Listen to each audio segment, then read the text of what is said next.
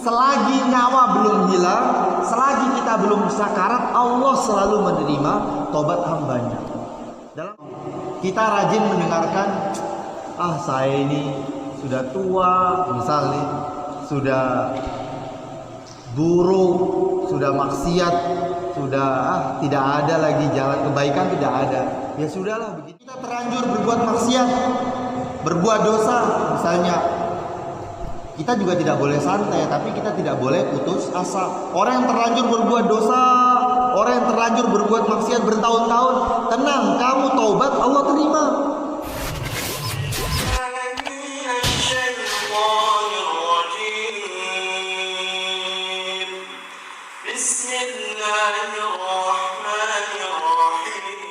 Al-Imam Al-Ghazali membuat satu bab khusus yang menjelaskan mengenai rasa khawatir. Karena kita sebagai manusia harus memiliki dua sifat yang selalu ada di dalam hati kita. Sifat yang pertama adalah sifat roja. Apa itu roja? Roja adalah harapan,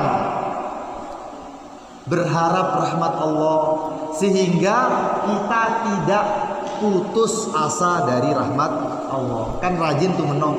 Kita rajin mendengarkan, saya ini sudah tua, misalnya sudah buruk, sudah maksiat, sudah tidak ada lagi jalan kebaikan, tidak ada.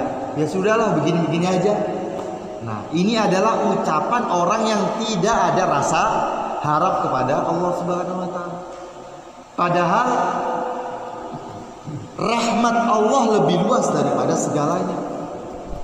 Bayangkan ucapan la ilaha illallah saja, ucapan la ilaha illallah, asyhadu an la ilaha illallah wa asyhadu anna muhammadar rasulullah, itu bisa mengubah, menghapus, menghilangkan dosa yang terbesar. Apa itu? Syirik.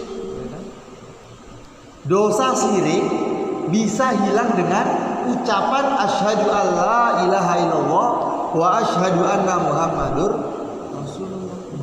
rasulullah. Jadi kalimatan soro biha mu'minan,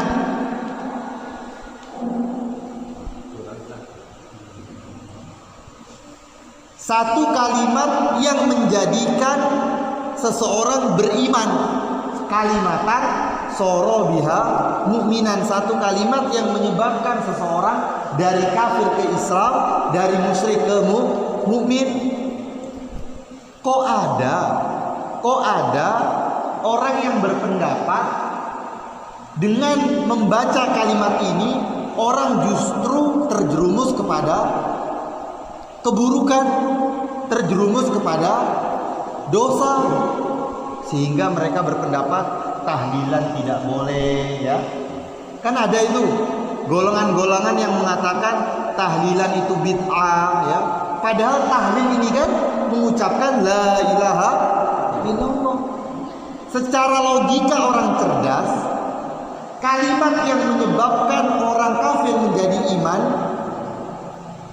kok ini kalimat ini menyebabkan orang berbuat dosa, kan tidak masuk akal.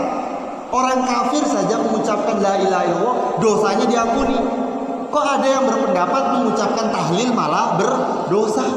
Nah, maka ini adalah satu pemahaman yang rancu, satu pemahaman yang tidak masuk akal. Nah, oleh sebab itu bagaimana rasa khawatir, rasa khauf harus senantiasa ada pada diri kita. Yang pertama tadi rasa harap, ya. Rasa harapan, kita harus selalu berharap rahmat Allah. Kita terlanjur berbuat maksiat, berbuat dosa, misalnya. Kita juga tidak boleh santai, tapi kita tidak boleh putus asa. Orang yang terlanjur berbuat dosa, orang yang terlanjur berbuat maksiat bertahun-tahun, tenang, kamu taubat, Allah terima. Kita bertobat, Allah terima. Selagi nyawa belum hilang, selagi kita belum sakarat, Allah selalu menerima tobat hambanya. Dalam sebuah hadis dikatakan, kullu bani Adam khotoun. Setiap anak Adam banyak salahnya. Sayyidin, aku, Nonda, salah Bang Tazia. Yang berbicara maupun yang mendengar mesti kita memiliki kesalahan, baik kesalahan kepada Allah, baik kesalahan kepada manusia, istri, anak, saudara, tetangga. Penuh benar salah tahu ya. Kullu bani Adam khata'un. Setiap anak Adam mesti memiliki banyak kesalahan, banyak kekurangan. Nah, jadi amin satu nu salah, nah, berarti nu kasih jadi manusia.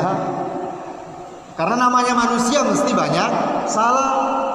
Nah, innama sumiyal insan likasrotin nisyan. Kenapa dinamakan manusia? Karena banyak lupanya. Nah, kenapa orang salah? Kebanyakan karena dia lupa. Nah, oleh sebab itu, kullu bani Adam khata'un. Setiap anak Adam memiliki banyak kesalahan. Tapi ingat, wa khairul khata'in at-tawwabun. Akan tetapi sebaik-baik orang yang bersalah, nah, sebaik-baik orang yang bersalah adalah orang yang bertaubat. Mungkin kita sekarang orang yang banyak dosa, orang yang banyak salah, tapi ingat, kita bisa menjadi orang yang terbaik dengan apa? Dengan bertaubat. Wa khairul khata'in at-tawwabun. Sebaik-baik orang yang bersalah adalah orang yang bertaubat. Mungkin dia sekarang orang yang buruk, tapi kita tidak boleh buruk sangka kepada dia, karena bisa jadi dia sekarang orang yang buruk, suatu saat dia menjadi orang yang terbaik. Ini adalah rasa harap yang harus ada di setiap diri kita. Yang kedua, rasa khauf yang akan kita baca nanti. Rasa khawatir. Mengapa rasa khawatir harus selalu ada dalam diri kita? Agar kita tidak mudah berbuat maksiat.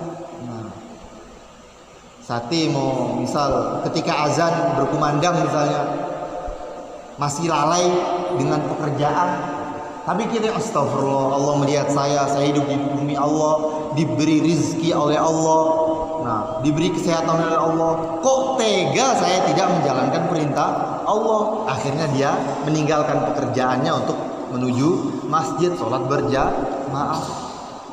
Mengapa dia bisa demikian? Karena ada rasa khawatir, rasa takut. Jadi rasa harap dan rasa takut harus selalu ada dalam diri kita. Nah, sebagian ulama mereka mengatakan rasa khawatir, rasa takut ya, kapan dilebihkan, kapan dikurangi. Kapan seseorang harus banyak takutnya, kapan seseorang harus banyak harapnya.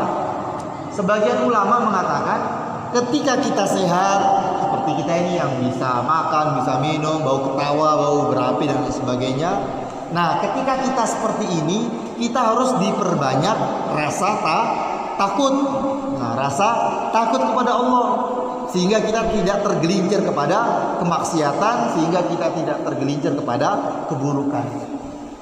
Tapi ketika kita hendak berjumpa dengan Allah, ketika kita sakarat, atau sakarat ya, ketika malaikat ingin nyabut nyawa kita, malaikat Jibril ingin nyabut nyawa kita, nah disitulah letak kita harus selalu berharap kepada Allah Subhanahu wa Ta'ala.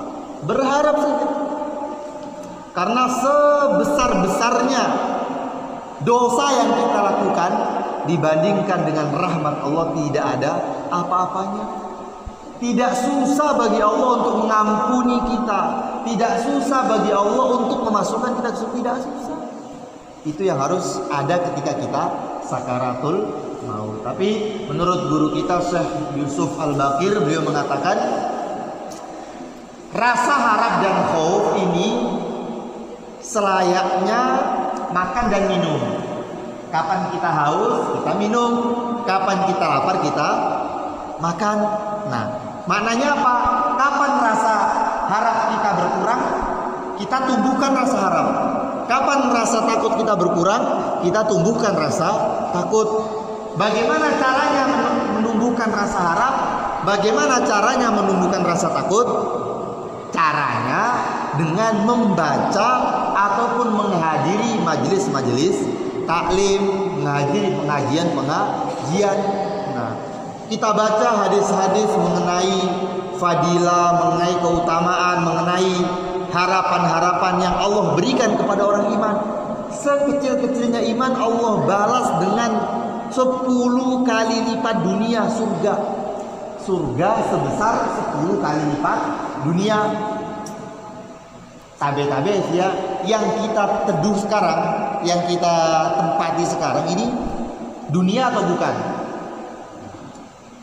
Yang kita tempati ini sekarang adalah bumi.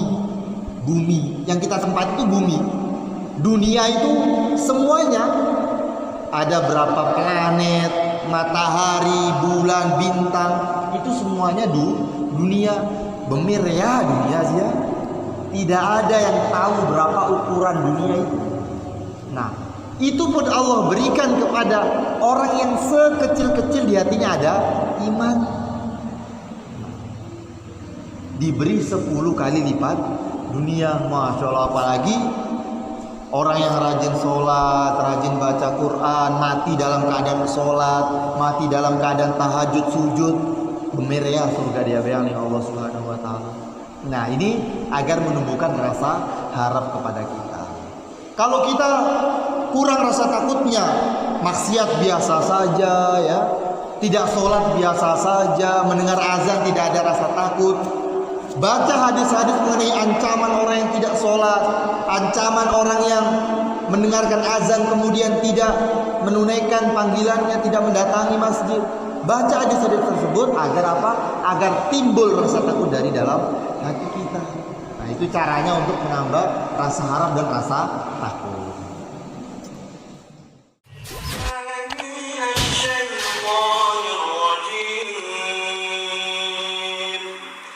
بسم الله